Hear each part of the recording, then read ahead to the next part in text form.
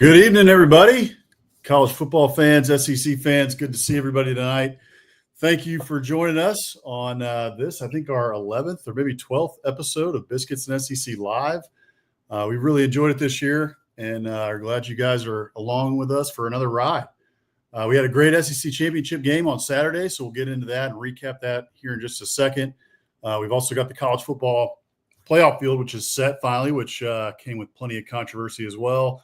SEC bowl games, we got those set, so we'll touch on a couple of those that we're interested in seeing, as well as an absolute flurry of stuff going on in the portal.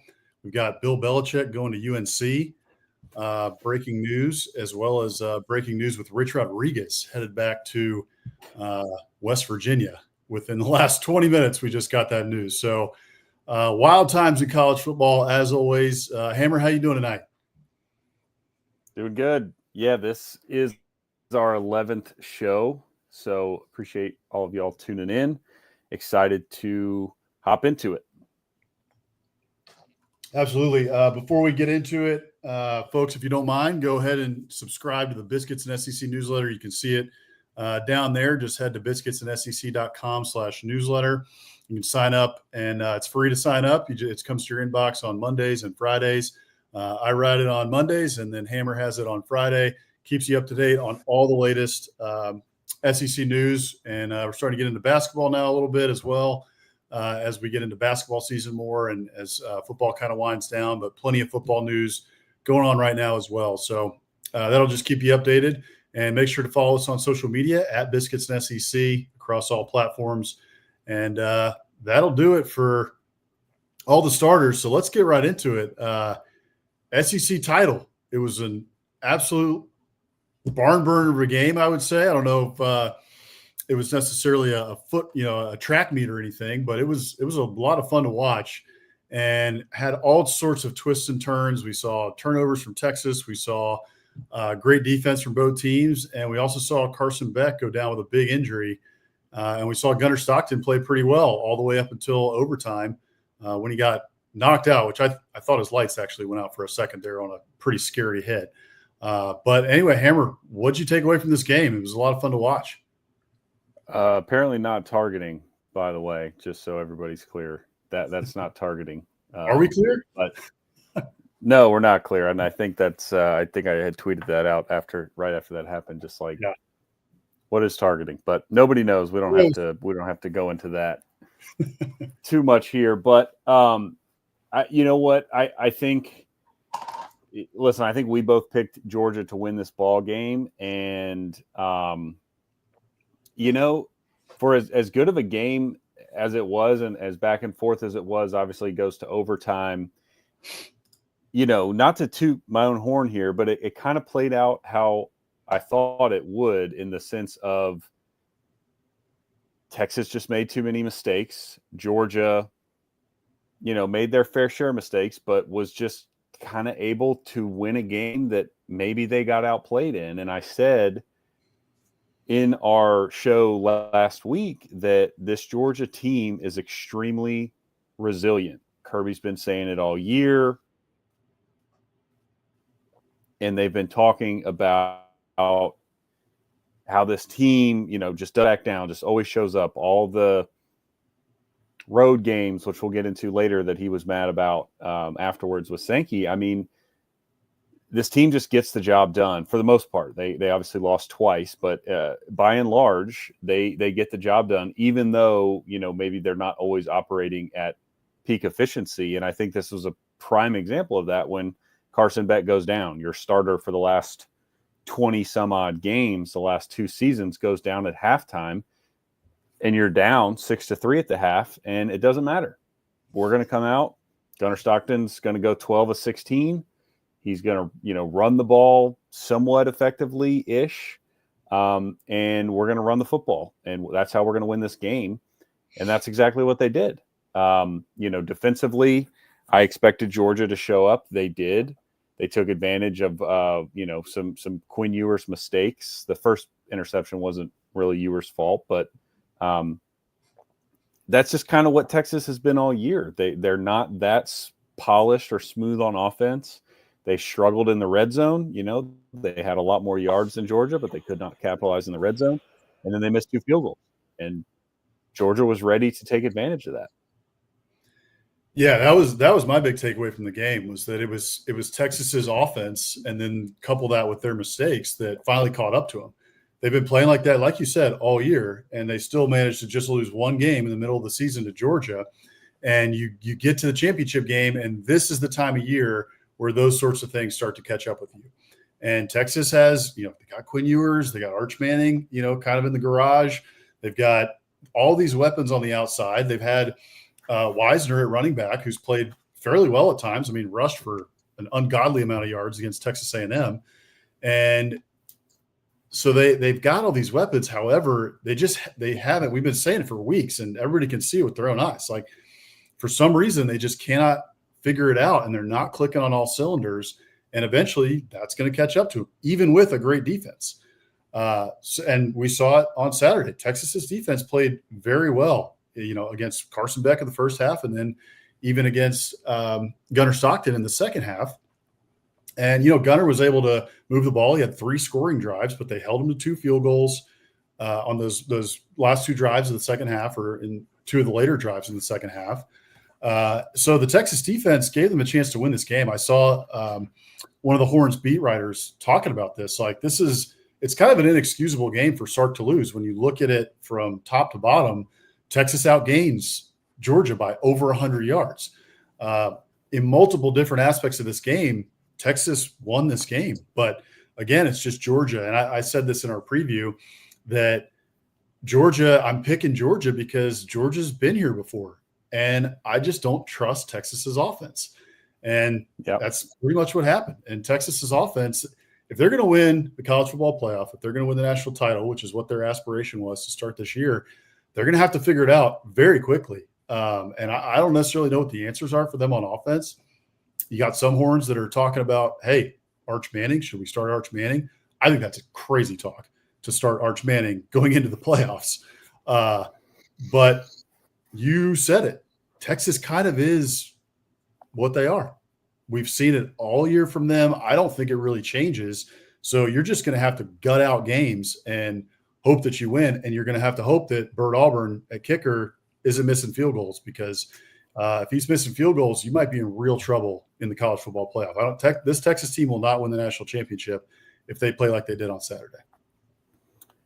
I agree, especially because, like we said, the Texas red zone issues is not something new. It was just something that plagued them again in this game. And I do think, look, we talked going into the game last week about how, to beat Georgia, you have to be able to push the ball downfield. You have to have some explosiveness. You have to be able to challenge their defensive backs. And by and large, I thought Texas did a good job of that. They were pushing the ball downfield and having some success with it. It just, yet again, when they got in the red zone, they couldn't put it in. And most of that, I think, it was less to do with Ewers and the passing game and more to do with the run game. I mean, they, including sacks, which I don't really like that college does that, but that's what they do. 31 total rushing yards on 28 carries. If you're just looking at straight running back, Wisner had 19 carries for 51 yards, 2.7 a clip. So they just couldn't run the ball. Again, they had some success throwing the ball downfield, especially early. But, man, when they would get into the red zone or that field would shorten up, Georgia was always going to take away the short passing game, which they did a good job of. And then Texas just could not run the football. So they would get boxed in, as the field shrinks, and they couldn't find their way out. And like I said, Georgia was just able to capitalize on that, and they got lucky with a couple missed field goals. I also thought too, when we're talking about luck, sometimes it's just the way the ball bounces. Georgia had 2 fumbles late in that ball game that they just scooped up. One went right back to the guy that fumbled it, and the other one just a heads up play by Georgia to recover it after, I think it was Etienne fumbled. And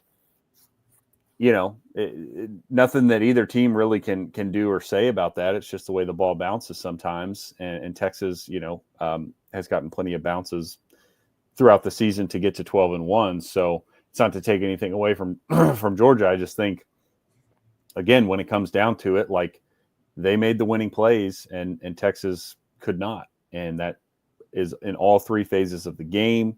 That's, comes when you recover somebody, recover your own fumble or recover your teammate's fumble and don't let the defenders get their hands on it. And bottom line, Georgia was better up front, even though they were outgained. Georgia ran for 141 yards. Etienne had 94 yards. He had that big 40-something yard run early on. So they were more physical and they got the job done. Yeah, and the stat lines of this game are wild because they're kind of all over the place, right? You saw Texas outgains Georgia by over 100 yards. They get boxed in the red zone like you were talking about, but also the Georgia defensive front was all over Texas all night. I mean, they had, 16, I think, tackles for loss or something like that? Yeah. 15 tackles for loss, 6 sacks. 6 sacks. Yeah. That's like the vintage Georgia, right? And they're playing against the Texas offensive line, which is vaunted. Super impressive. Totally. The Dogs, I don't know what it is, but their defensive line has Texas numbers. Again, we talk about this game as people just like y'all probably that are tuned in right now, that we watch the games on Saturday, we love it, but we're not breaking down all 22 film. All I can say is the week before, Texas A&M has a very talented defensive line. Texas A&M got steamrolled by this Texas offensive line. But for the second game this season, the Georgia front made Texas's offensive line look pretty bad. They beat them. They were not getting blocked in the run game. They were shedding blocks. And then when it came down to pressure, I think, Kirby was aggressive. Glenn Schumann was aggressive. They were coming after Quinn. And I think, to take this in a different direction, I think if you are a Texas fan, maybe that could be part of where you are thinking maybe Arch could help, because Quinn is not very mobile. And like any quarterback, I'm not going to put this on Ewers, but he doesn't do very well when he's under pressure.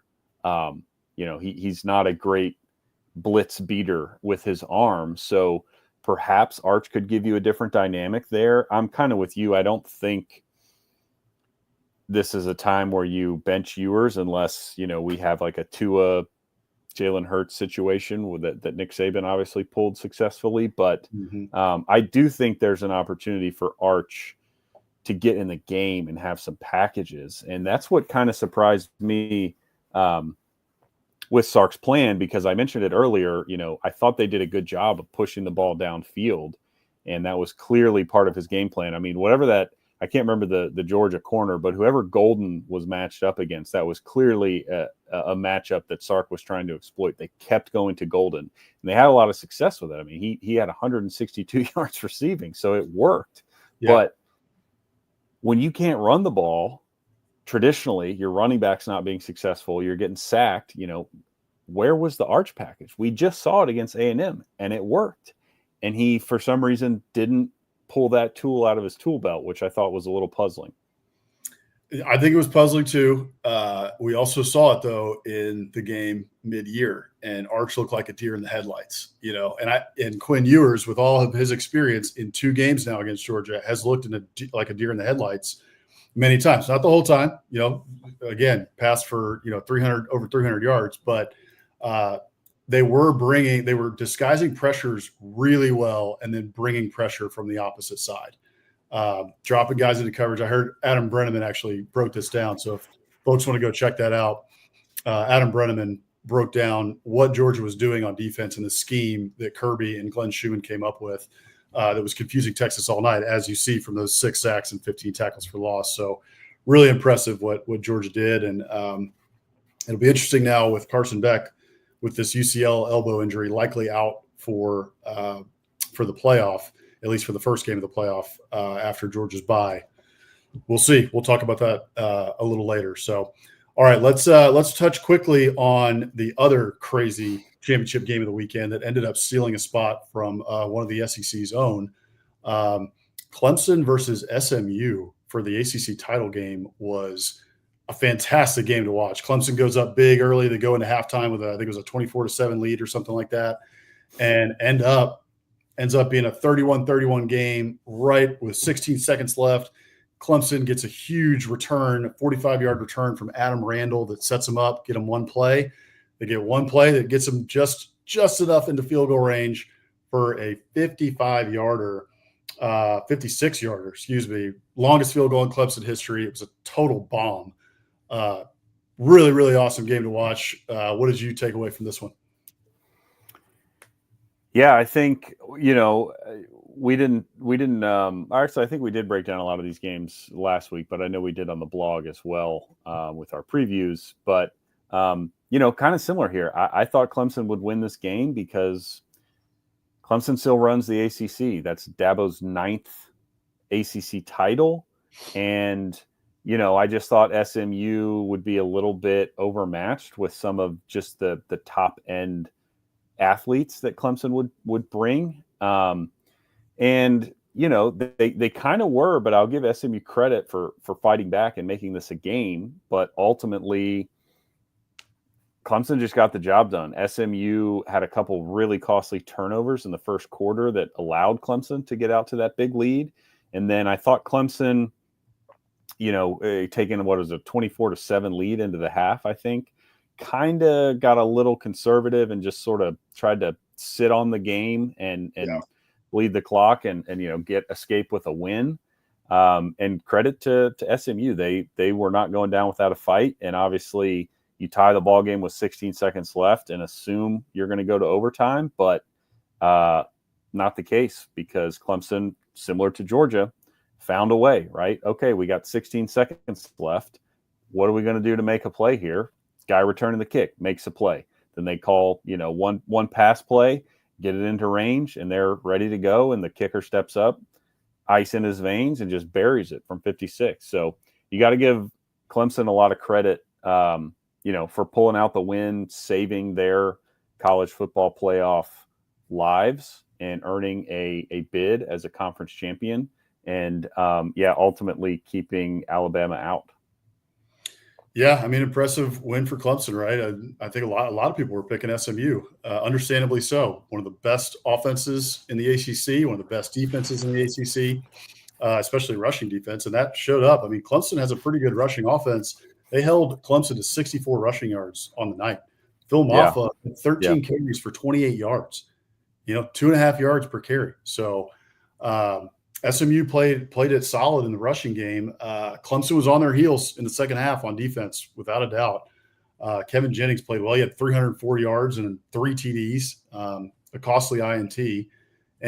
But Cade Klubnik as well. You got to give him some accolades here as well. 262 yards, 4 TDs. Like that kid showed up to play. He showed up to play. He had a great game. So it'll be interesting to see how they do in the playoffs here. Which we could segue into that now. College football field is set. We've got the first 12-team iteration of the playoff. It is not without controversy. There's plenty of controversy that came with it. Wardy Manuel has been taking it on the chin on social media. I've seen folks, just say, "Hey, committee did the best they could. This was the criteria they were given. They came up with some of the criteria," and then I've seen it on the other side. Many national talking heads talking about this is the worst job from a college football playoff committee that they've seen thus far since in the college football playoff era. So we can see right here, this is the final college football playoff bracket given down by the committee. So you got number 1 seed Oregon, who may have the toughest draw of anyone to get to the national title game. You got number 2 seed Georgia there, 4 seed Arizona State, 3 seed Boise State. Those are the ones that get the buys. And then you got Clemson up there at number 12, headed to Austin to play Texas. Number 9, Tennessee there. They're going to head to Columbus to play Ohio State. And then you've got SMU headed to Happy Valley to play Penn State. Indiana there at number 10. They're going to head to the Golden Dome to play Notre Dame. So looking at that there, what are kind of some of your initial thoughts there on the college football playoff bracket and Alabama getting left out there, Hammer? Yeah, I think I don't know. Some of this conversation surrounding this or controversy, whatever you want to call it, has kind of it's tough for me to really take that serious. Mostly because, like, first of all, I can kind of see both sides of it, right? So the Alabama perspective of, SMU or kind of, Indiana, Boise. I mean, you can name a handful of schools here that would probably fall into this camp of the classic, they ain't played nobody, Paul. And I see where they're coming from, right? I don't want to say that that's not true. I think Alabama played a much tougher schedule than them, and I think the strength of schedule bears that out. However, at the same time, and I will shout out our guy, Dave in Tuscaloosa, who writes, he's an Alabama alum, and he writes our previews and recaps for biscuitsandSEC.com for Alabama games. We were talking to him about this, and he just said, he's like, I don't get the controversy, right? He's like, Alabama lost to Vanderbilt and Oklahoma. In both instances, they were, 20 plus point favorites, and you just can't lose those football games. So, and I even look around, like, if we're using that strength of schedule argument, well, Alabama finished ahead of Miami that had one less loss than them in the regular season. So I think the committee was taking that into account, but only to a certain point. The other side of this is, especially when it comes to SMU, being penalized for playing in their conference title game when Alabama sat at home, I don't think would have sat right with me. It would have been one thing if Alabama made the title game and you're trying to compare resumes and SMU had one less, loss, and you say, okay, does the strength of schedule overcome that one less loss? But they already had SMU ranked several spots ahead of Alabama before that title game.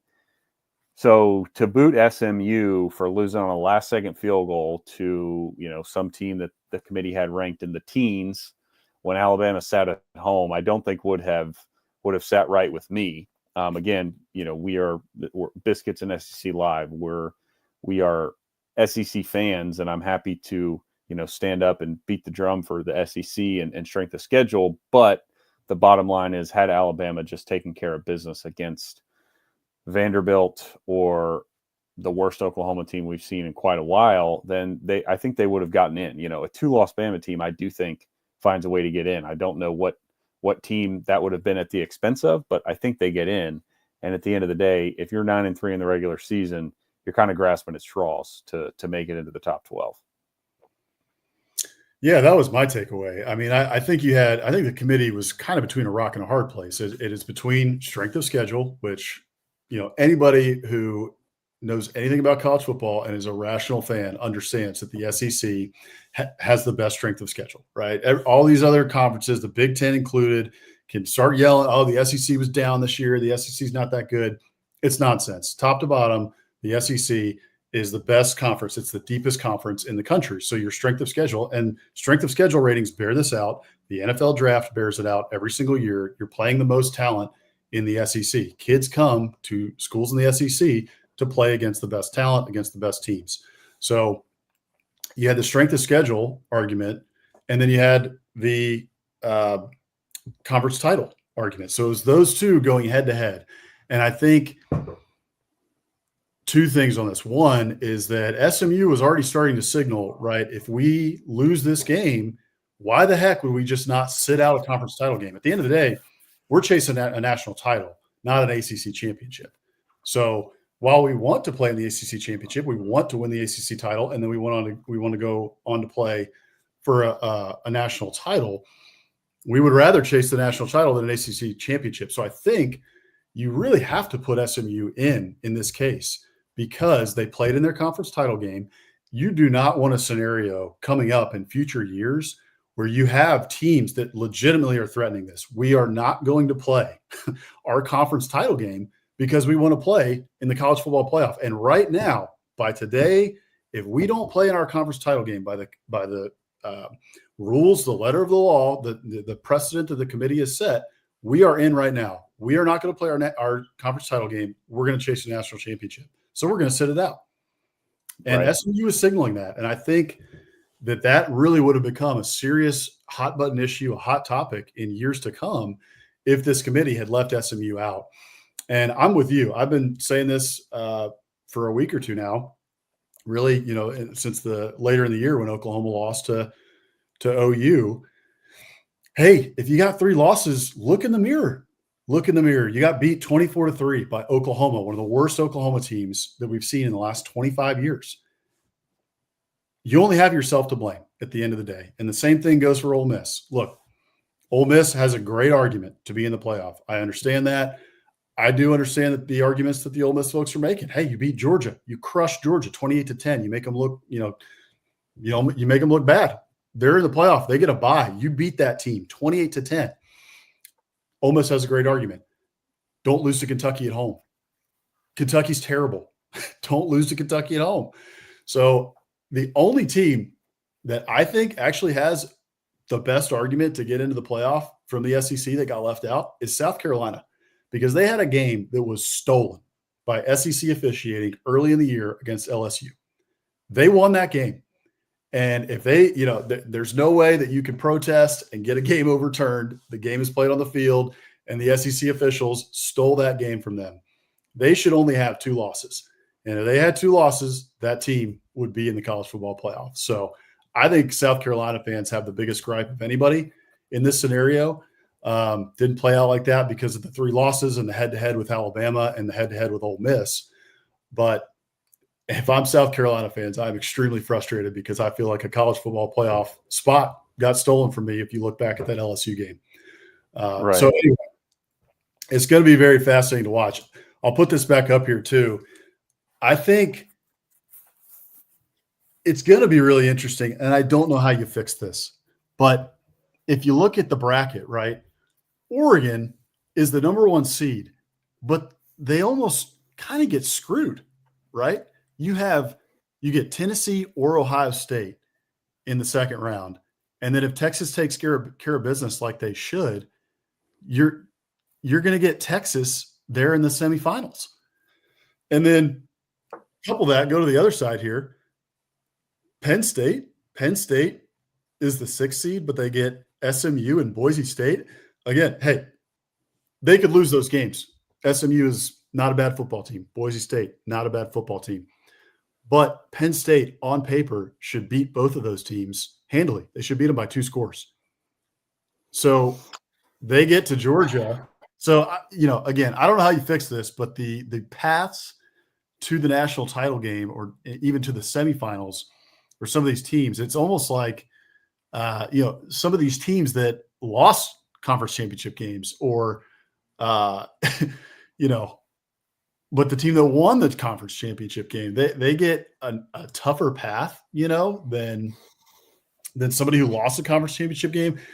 I don't know how you fix it, but the paths make it a little bit tough on some of these teams that probably should have had the easiest path.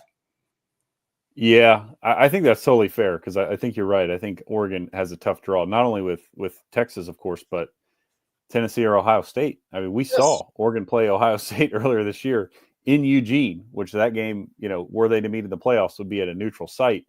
And they beat them by 1 point, barely. And so they've got a tough one. To me, I don't quite know how you fix it. But when I look at that bracket, you can see how it happens, right? Because I don't even like that the committee did this, but they did it for whatever reason. But you can see, so Arizona State is the 4 seed, but is the 12th ranked team according to the committee. So, what that means, I'm sure we all know if we're watching this, but that just means that they were the 4th ranked, conference champion who by the playoff committee rules gets a bye, but according to the playoff, they're the 12th best team. Same thing with Boise. They're the 9th best team according to the committee, but were the 3rd highest ranked conference champion. So they get a bye. And that basically pushed teams like Texas, Tennessee, Ohio State, and Penn State further down in the seeding, right? So that's how they get matched up with Oregon, because Oregon is the 1 seed. And so, okay, yeah, the 8-9 matchup in theory would lead to the lowest seeded team as their next opponent, assuming the favorites all win. They would get the 8 seed, whereas, Arizona State would get the 5, Boise would get the 6, Georgia would get the 7. However, those teams, Ohio State and Tennessee in this case, that are sitting in the 8 and 9 seed, the committee actually has ranked higher in their actual rankings because they got bumped down due to the automatic bid and bye scenario that they worked out. So I don't know how you fix it either, but it is definitely a tough pill to swallow. Ultimately, though, I think we do this all the time with the college basketball bracket, right? Oh, who got the tough regional? Who got the tough draw? And at the end of the day, there's always going to be teams that have tougher draws. There's always going to be teams that have tougher schedules in the regular season. You just got to play the game and win what's in front of you. And I'm sure that's what Dan Lanning is telling his team now. I mean, look, they're the number 1 overall seed. They got to bye. I guarantee you they are not sitting there crying about who they're going to play next, right? They're looking at it saying, great, we got a chance to play Tennessee or Ohio State on a neutral site. Let's go win. And I think the same goes for all these other teams. So how it's fixed, I don't really know. I do think a team like Oregon, although, again, I don't think it matters to them. I do think, they went wire to wire undefeated, won the Big Ten. That's a tough draw based on that. I'm sure they would much rather be playing Arizona State or Boise or somebody in round 2 or SMU or Indiana, but they're not. So at the end of the day, there's nothing they can do. You just have to put the football down and go win. Yeah, that's right. I mean, there's 2 potential things I've heard that maybe could help this. One is to reseed after the first round. So maybe, but even then that gets squirrely, right? Because why would you reseed? Why if somebody won, why would they get reseeded to then go play, the 4 seed versus playing the 1 seed or what? Who knows? It's because I guarantee you start doing that, the team that gets reseeded to play Oregon, for example, is going to cry foul and be like, hold on here, right? This is not fair, right? We were slated to play so and so, and now you reseeded us, and we have to go play the number 1 seed. That doesn't work. Right. Yeah. Or you could do away with the auto bids, right? That's the one I think that could happen, because then you don't have Boise State at 3, right? Like, come on, are they really the 3rd best team in the country? Are they really worth the 3 seed? Do they deserve a spot in the playoff? Yeah, I'll give 100%. I think they should be in the playoff, especially looking for, hey, they didn't play the toughest schedule, but they lost to Oregon by 3 earlier in the year. They gave Oregon one of the best games of the year that the Ducks had to play. So yes, they deserve a spot in the playoff. Do they deserve a bye? I don't think so. Do they deserve a 3 seed? No. So do away, Reese Davis talked about it 2 weeks ago. Probably should do away with these auto bids. Kind of ridiculous. And let's just line it up, right? 1 through 12. Whoever gets in 1 through 12, we'll line it up. Who are the top 4 seeds based on what we believe are the best 4 teams in the country, and you're in, right?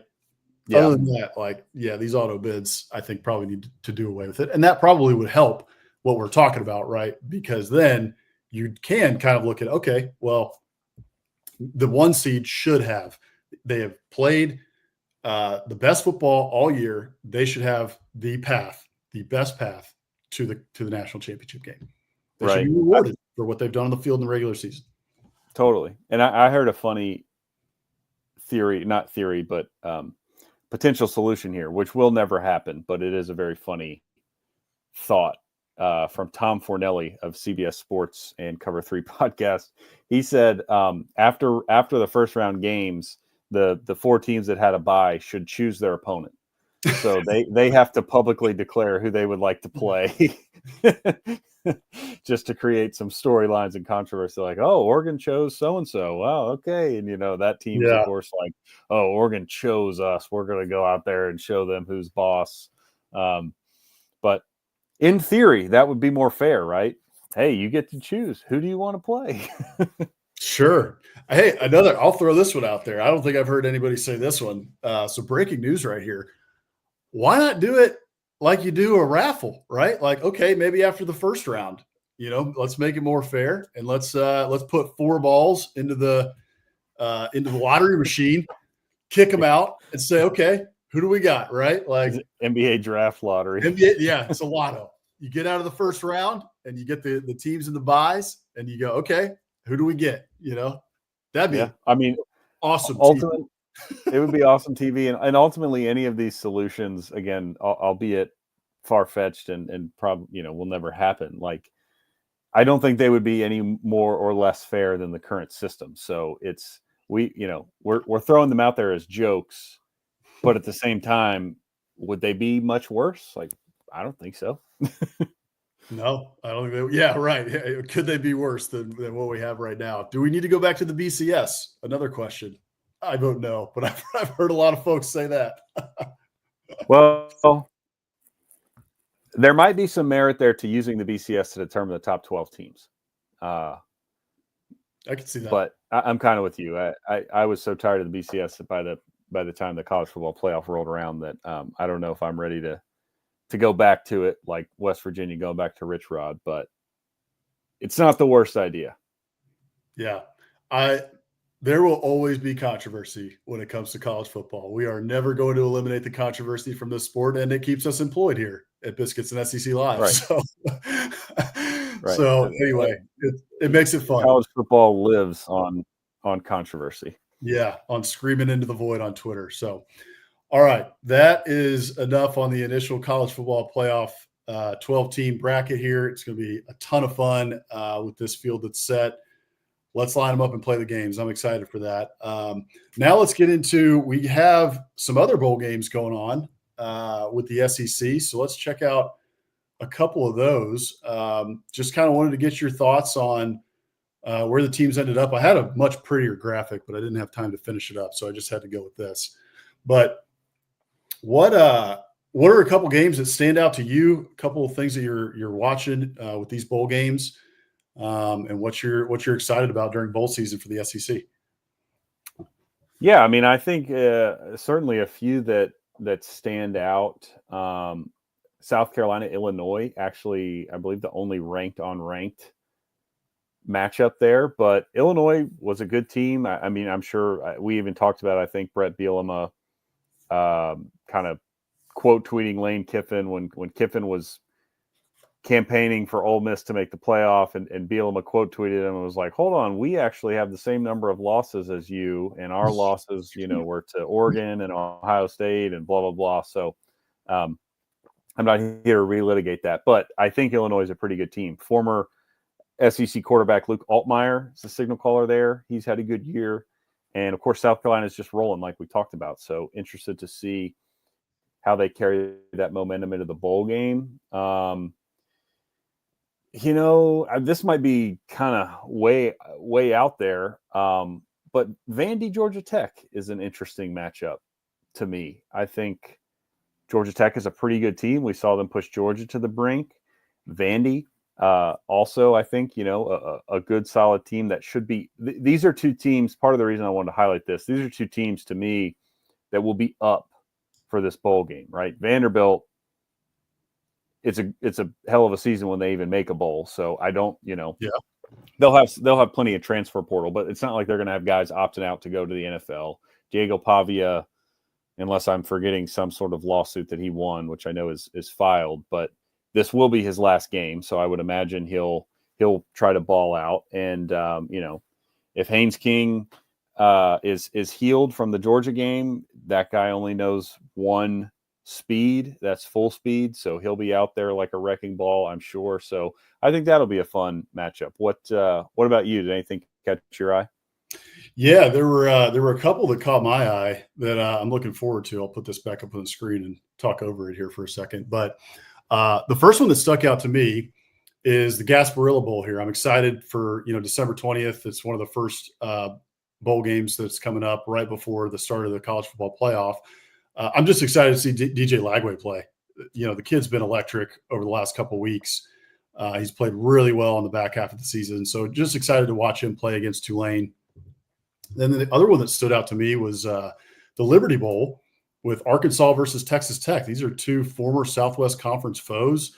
Both like to score, have high-powered offenses. Arkansas kind of up and down on that front, but they've got the Bobby Petrino offense. They can score, on anybody. I think they'll be able to score on Texas Tech.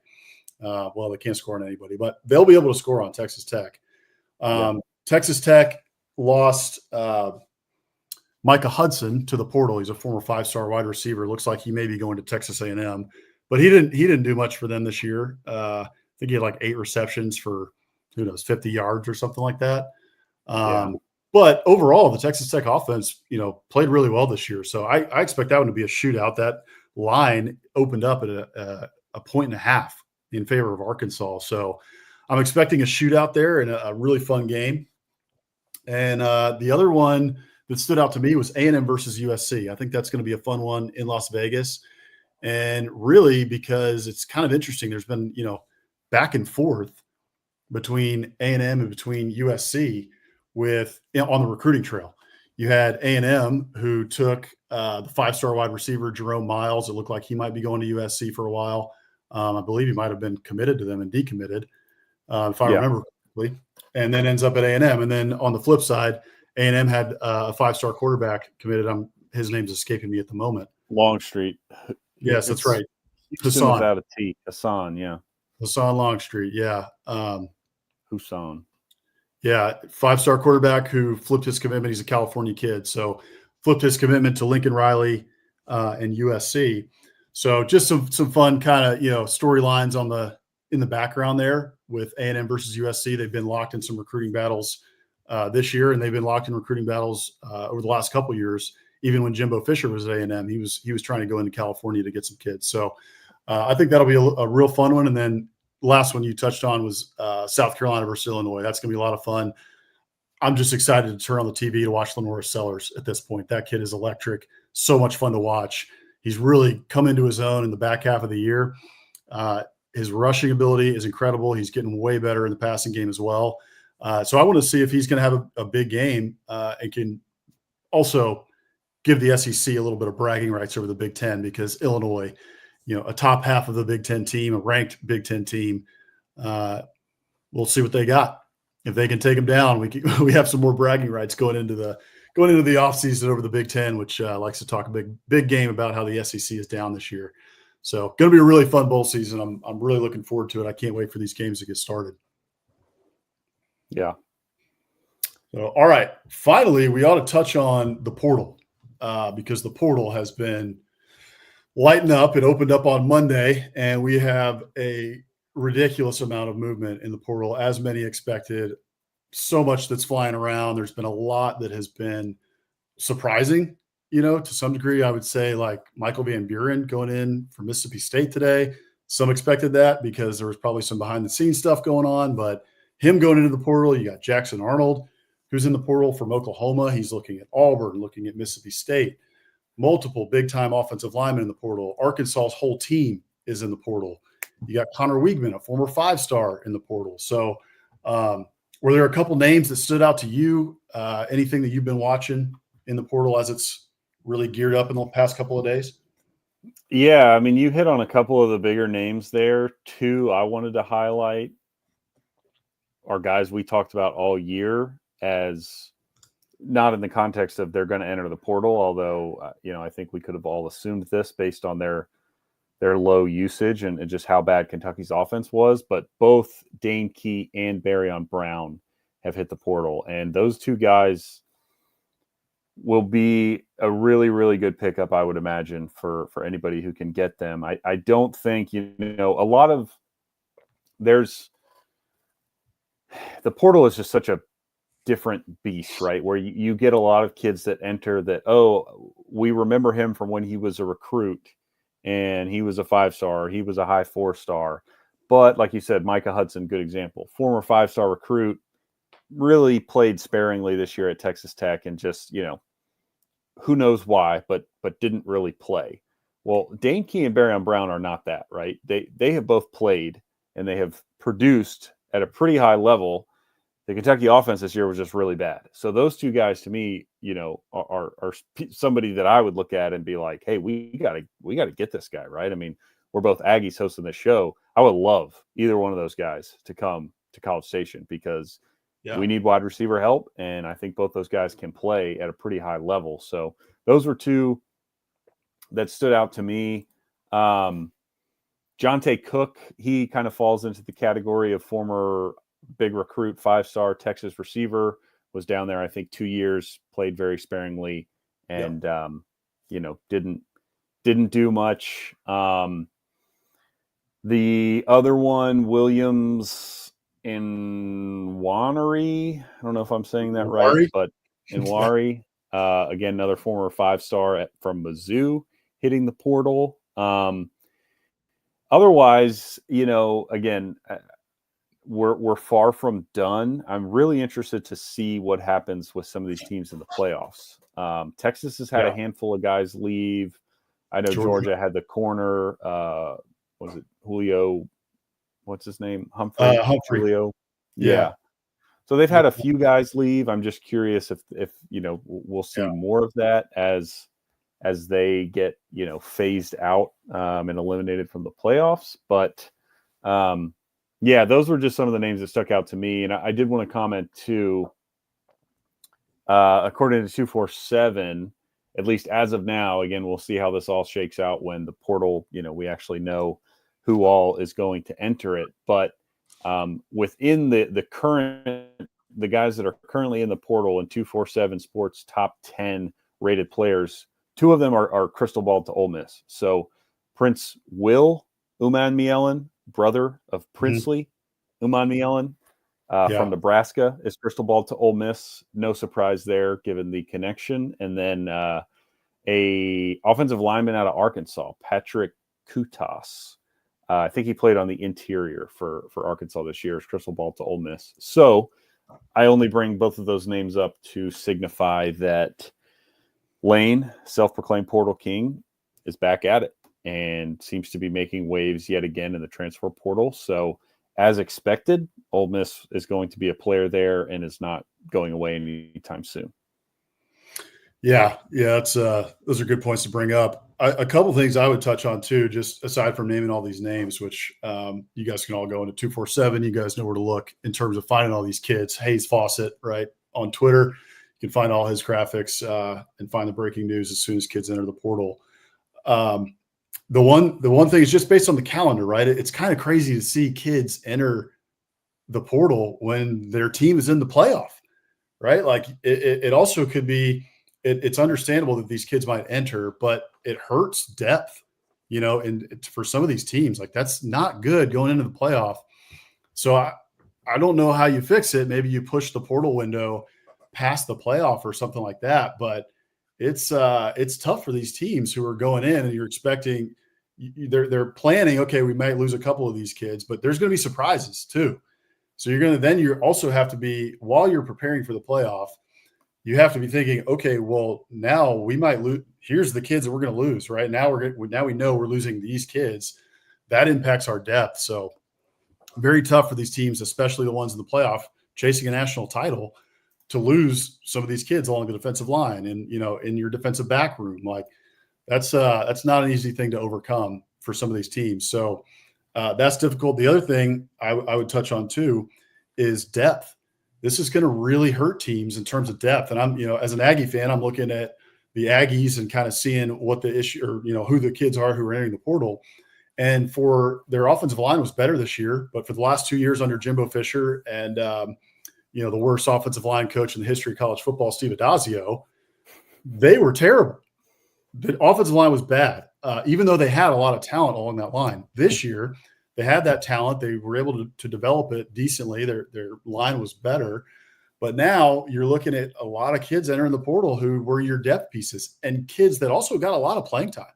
I mean, TJ Shanahan, right? Aki Oganubi. Both of those kids were 4-star recruits. They're big recruits. They're big linemen. And they probably were going to get a lot of playing time next year as well.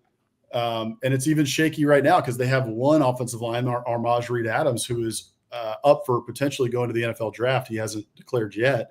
So everybody's kind of wondering what happens with that. But in the meantime, you got these kids entering the portal who potentially could take his spot. Yeah. So, like, what do you get? Okay, we got to go into the portal and get a lineman too. So I don't envy these coaches. I don't envy these staffs who are trying to figure all this out, because in the past, you would have a couple of transfers you would get in, and you would have your recruiting class that came in. So fitting those puzzle pieces together was much easier. Now it's just throw a dart at a wall and try and get somebody to come in, especially if you're a team like Arkansas, who I don't know what it's up to now, but 23 players in the portal, 20, like it's a ridiculous amount of players in the portal. Yeah. So mostly though, if you're not in Arkansas, if you're even down, I think A&M's at maybe 15 players in the portal right now, which is in the top 3, I think, or top 4 in the SEC. You're losing a lot of depth. And that's tough to replace, because also then you have to go out to the portal and sell a kid on, you may be a backup. You can come to Texas A&M, but how do you sell that to a kid? Hey, we'll pay you a little bit of money, right? Here's some NIL money, but you may be our backup. You'll get a chance to compete, but you're probably going to be a backup if you're looking at the roster. And then the other thing I would mention is just, it's kind of like, it's almost like the NFL free agency, right? It's like trades. We're seeing Jackson Arnold might go from Oklahoma to Mississippi State, and Michael Van Buren from Mississippi State. Like, where's he going to go? And then money, right? I mean, Malik Murphy, we see Malik Murphy go from Texas to Duke. He has a pretty solid year at Duke. And I guess he doesn't like the NIL money that Duke's throwing at him. He's thinking maybe I can go to Auburn. Maybe I can get a bag from NIL money. So just kids kind of don't have any loyalty anymore. Yeah. And they can get a bag. So 2 things on the Malik Murphy thing. I totally agree. That was a surprise based on exactly what you said. He had a good year. Duke was 9-3, great year in Durham. Yeah. But they filled that position so quick. I don't know if you saw that. They already picked up the Tulane quarterback, Darian Mensah.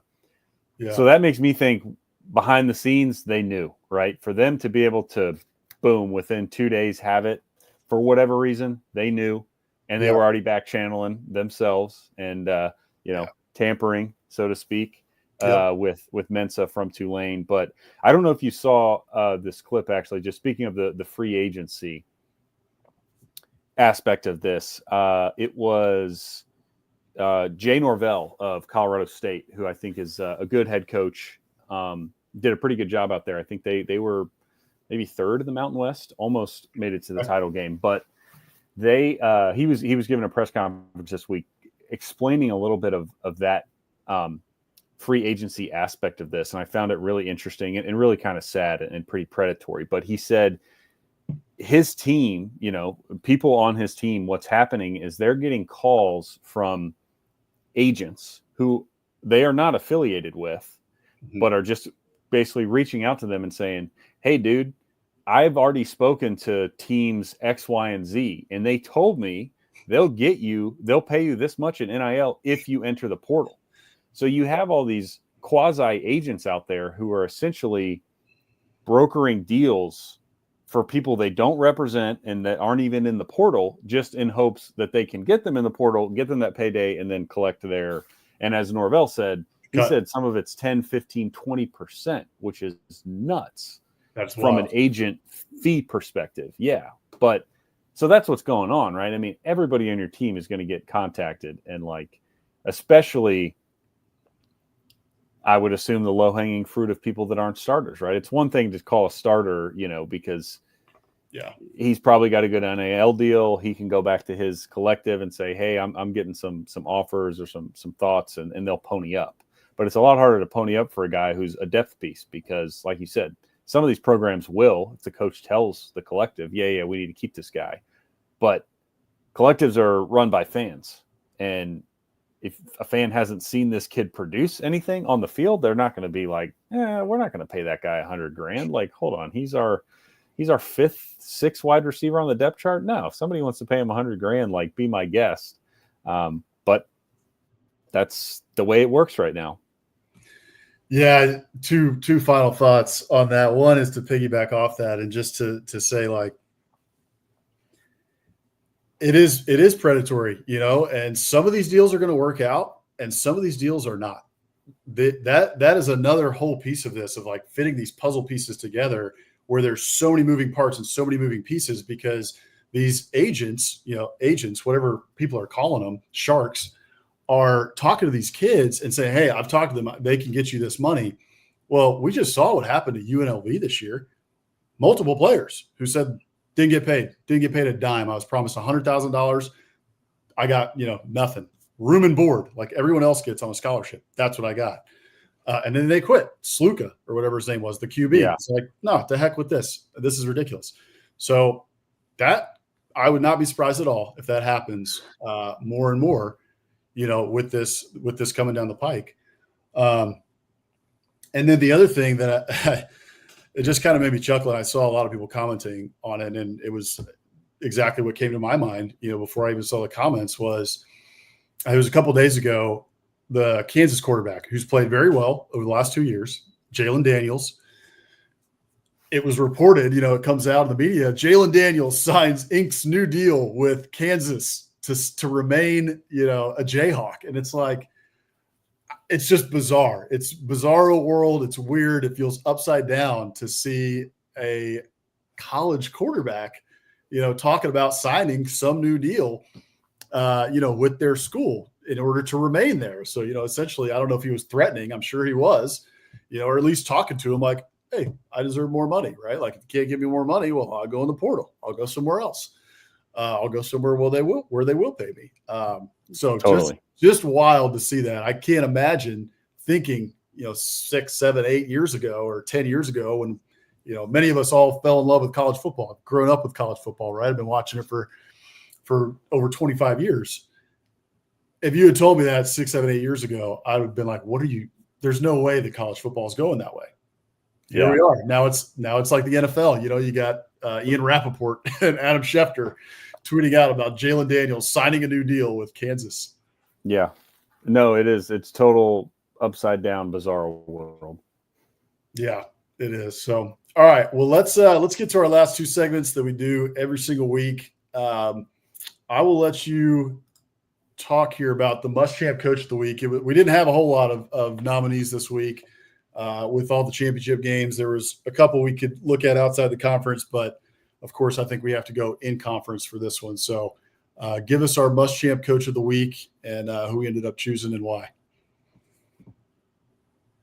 Yeah, so Muschamp Coach of the Week this week. I know he's won it before. I can't remember how many times, but unsurprisingly, Kirby Smart, very, very good friend of Coach Muschamp, Georgia Dog, teammates, I believe, actually, back in the day.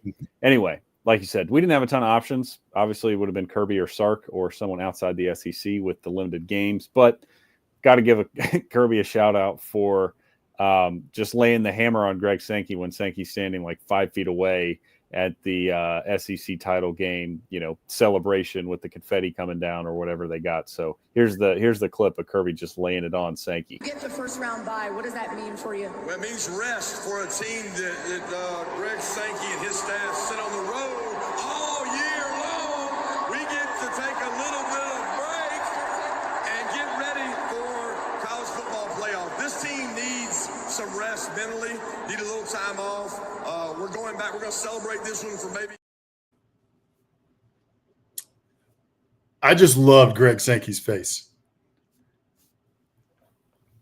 That was the best part of that. Yeah. Kirby Smart. I totally agree. Just like, yeah. Somebody had a screenshot where they had zoomed in on his face in that moment, and it's just perfect. He's up there expected to just hand over the trophy. We do what we have to do.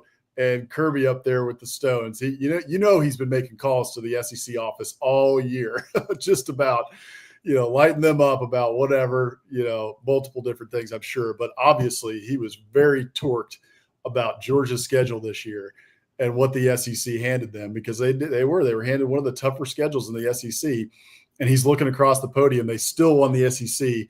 And they're looking across on the other sideline against Texas, who had one of the easier schedules in the SEC in their first year in the conference. So that was funny, and to watch Greg Sankey's face on that. What I'm excited about now too is thinking about because Greg Sankey's going to get asked this question, right? He's going to get asked this question, at some point whenever he's got media availability. Probably going to get asked about it again when SEC Media Days comes around before next year. So I'm excited to see what his answer is. I'm sure he's a pretty good politician. He'll have a pretty good answer canned by that point. But I wish we could get his unfiltered answer as to what he was thinking in that moment. Yeah, that's just a great shot. That screenshot of Sankey should live on.